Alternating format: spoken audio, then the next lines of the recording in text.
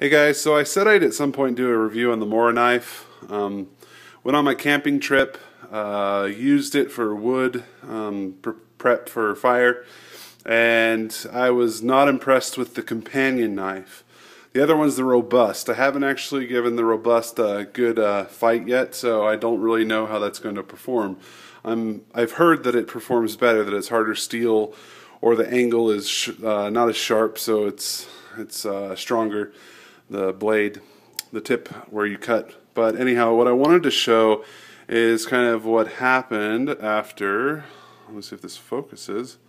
Hold on one sec. Let's try and focus now.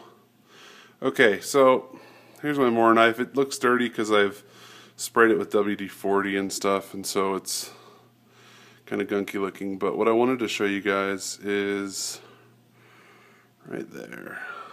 Let's see if it sharpens in a little bit better. You can kind of see it there. There's a little indentation in the blade right there, right above my fingertip. So that is from wood prep.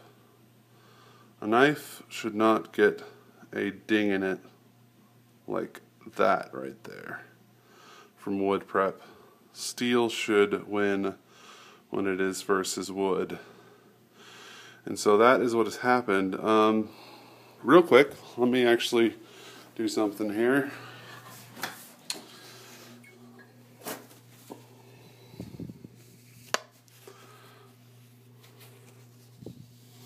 Gonna clean off this gunk here and show you what it looks like.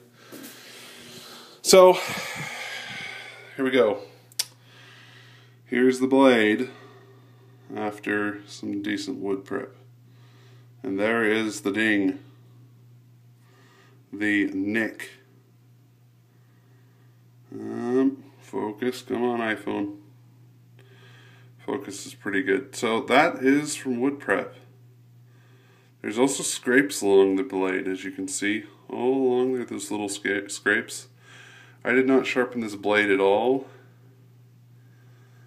yet just from doing the wood prep, you can see I did a little bit of batoning with my hand and whatnot, and all those little scrapes, all the way down there, those are all from that.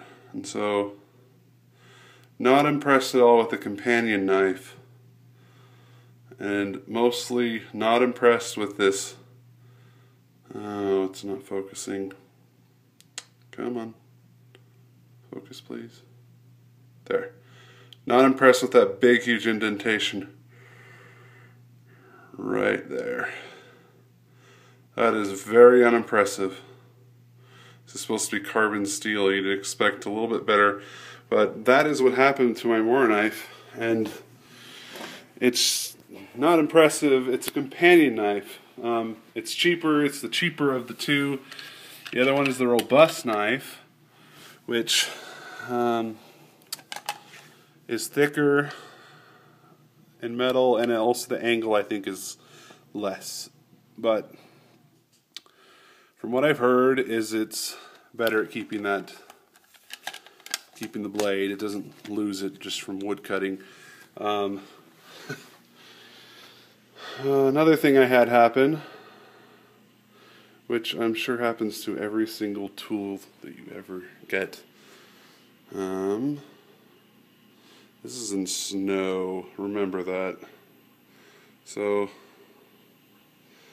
I wasn't doing anything on the ground, but this is my Gransfors Bruks. I sharpened it up a little, and I'm almost tempted to say it's my fault that it turned out this way. There's some little nicks there at the very top of it. See that right there? You can see them right in the photo, or in the video. Right there, 2 nicks. I think there's one right around here as well. Yeah. A few nicks in it. I'm kind of sad that happened, but like I said, I think it was my own fault. I touched it up. I did not use a good tool. I used some little Lansky, sharpeners that are for like knives, and I used that to try and sharpen my axe, and I don't think I finished it off very well, so the edge might have been somewhat rigid, and so it left it open for breakage, as you can see there. Anyhow, I'm probably going to get a puck, a Lansky puck, and fix that. Just because I think those are the right way to do it. I'll probably have to file off these little nicks, possibly. The axe performed excellent, though. It's still sharp. Don't get me wrong, it's still a sharp axe, just it has a little bit of blade damage just from all the axe chopping and whatnot I did with it. Another thing is I redid my paracord at the top near the head. When I was doing that, it all came down. I had watched a video and someone had said, oh, don't put it too tight when you're wrapping it up, and that, you know, if you put it too tight, it's going to be hard to pull the string down through that holds it all together. Well, I did that, and the string came down like mid-chopping, you know. So next time I'm going to redo this, and I'm going to tighten it much better so that it doesn't come down like that. You know, that's ridiculous. Another thing, just because I'm here and I'm noticing it, I've got all my crap out, and the reason for this is after you go winter camping, make sure you remove all your junk and you put it out in the open because you want it to dry out. There's so much condensation and water that just gets on all your gear from being so cold and going to warm environments afterwards. Your gun, your axe, your knives. You want to make sure you oil those up, and you want to make sure you leave them out for a day or two so that they can dry out, and then you can put it back. That way it doesn't rust out. You don't get any mildew in your sleeping bag or whatnot. So my sleeping bag's totally out right now. It was hanging on the door before, but I've put it down on the floor since because it's dried out. Stove is in good condition. I gave it a little bit of washing since I made that chili. Backpack is good. So just a few things you can do after you've gone winter camping, you know. Get your stuff out. Take care of it.